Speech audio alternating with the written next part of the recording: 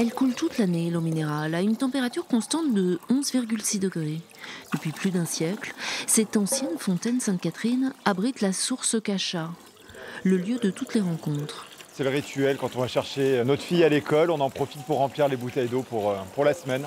C'est vrai que c'est de plus en plus rare d'avoir de l'eau comme ça qui coule en non-stop. On en profite, on sait que c'est un luxe et on espère que ça va durer encore le plus longtemps possible. Les Évianais font le détour depuis toujours. La source est à l'origine de la notoriété internationale de la ville et les vestiges rappellent la belle époque. Évian va devenir un endroit mondain. Le Gotham se retrouve ici, on dirait aujourd'hui the place to be, où effectivement les grands de ce monde, les industriels, les grandes familles nobles venaient se retrouver à Évian. C'était l'endroit où il fallait se montrer, tout simplement, voir et être vu.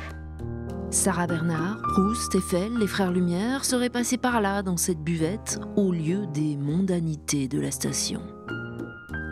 Ici, c'est un chef-d'œuvre de la période Belle Époque et de ce qu'on appelle aujourd'hui l'Art Nouveau.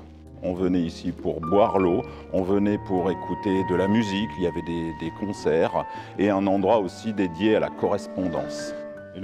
Alors, depuis 4 ans, on redonne le lustre d'antan à ce bâtiment exceptionnel.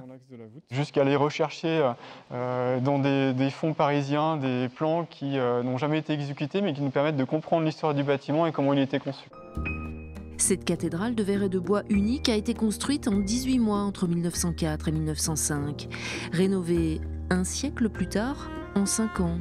Confiée aux plus passionnés des maîtres compagnons menuisiers, vitraillistes, un élan de savoir-faire impressionnant pour redonner vie à un temple de l'eau.